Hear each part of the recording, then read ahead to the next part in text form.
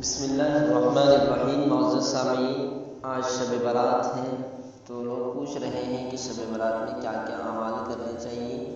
تو چلیے، ایک کتاب ہے 12 مہینوں کے شرعی احکام، اسی میں سے آپ کی خدمت میں کچھ باتیں پیش کیے دیتا ہوں۔ شب برات میں اللہ تعالیٰ کی توفیق سے معمول سے زیادہ بیدار رہ کر گوشۂ تنہائی میں اللہ جل شانہ کی عبادت کی جائے۔ نفلی عبادت میں اصول یہ ہے کہ انفرادی طور پر عبادت ہو، نوافل کی جماعت اقتدائی کے ساتھ اجتماع صحیح عمل نہیں ہے، کیونکہ اللہ جل شانہ کے دربار میں اخلاص کی قدر و قیمت ہے، مقدار کی نہیں۔ اور عبادات تو اللہ کو بہت ہی پسند ہے، مگر عبادات بھی وہی پسند ہے جو اللہ اور اس کے رسول صلی اللہ علیہ وسلم کے طریقے پر ہو۔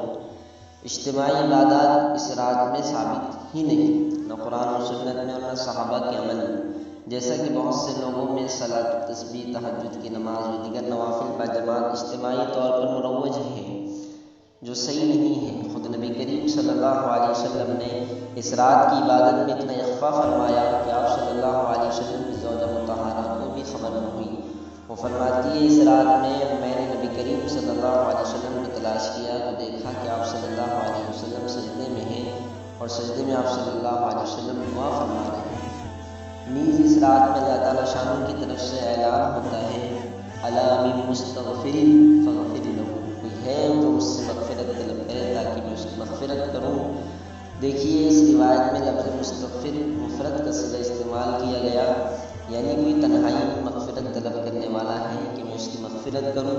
اس سے یہ بات معلوم ہوئی کہ یہ رات گوشۂ تنہائی میں بیٹھ کر اللہ رب العزت کے ساتھ اپنے تعلقات استوار کرنے کی ہے۔ نیز اس رات میں نبی کریم صلی اللہ علیہ وسلم سے کسی عبادت کا کوئی مخصوص طریقہ منقول نہیں ہے، بلکہ اس رات کے قدردانی کا حق یہ ہے کہ مختلف اعمال و عبادت میں اس رات کو گزارا جائے۔ مثلا تلاوت کی جائے، سورہ بقرہ، یاسین، سورہ ملک، واقعہ، یا بالترتیب پہلے سے جتنا ہو سکے قرآن پڑھنے کا اہتمام کیا جائے۔ درود شریف 300، 500، 1000 جتنا ممکن ہو پورے بشاشت کے ساتھ قبلہ رو ہو کر اپنے نبی کی عقیدت، عظمت اور احسانات کے استظہار کے ساتھ پڑھتے رہیں۔ سب سے افضل درود شریف درود ابراہیم ہے جو نماز میں پڑھا جاتا ہے، اور سب سے چھوٹا درود شریف صلی اللہ علیہ النبی الامی وسلم ہے، اور صلی اللہ علیہ وسلم بھی۔ تیسرا چوتھا کلمہ حدیث میں اس کی بہت فضیلت آئی ہے۔ قضا نمازیں جو ذمے میں ہیں ان کو ادا کیا جائے۔ قضاء عمری کی ادائیگی کا طریقہ یہ ہے کہ اندازہ لگایا جائے کہ بالغ ہونے سے اب تک کتنی فرض اور واجب الوتر ذمے میں باقی ہے۔ غور و فکر کے بعد جتنی مقدار کا اندازہ ہو ان کی قضا شروع کی جائے۔ اس طرح نیت کی جائے کہ میرے ذمے زندگی میں جو سب سے پہلی فجر قضا ہوئی ہو وہ میں ادا کرتا ہوں۔ اسی طرح ظہر، عصر، مغرب، عشاء اور واجب الوتر کے بارے میں نیت کر کے نمازیں ادا کی جائے، اور نیت کے وقت یہی کہا جائے کہ میں سب سے پہلی فجر، ظہر وغیرہ پڑھتا ہوں۔ البتہ کوئی نماز کا دن تاریخ کے ساتھ قضا ہونا معلوم ہو تو اس کا تعین ضروری رہے گا۔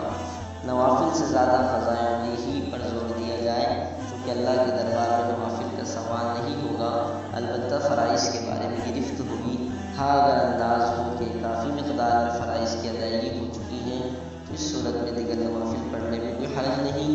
نوافل مختلف ہو سکتی ہے، صلاۃ الحاجت، صلاۃ التہجد، صلاۃ التسبیح وغیرہ کا اہتمام بھی گناہوں کی بخشش اور نیکیوں میں اضافہ کا زبردست ذریعہ ہے۔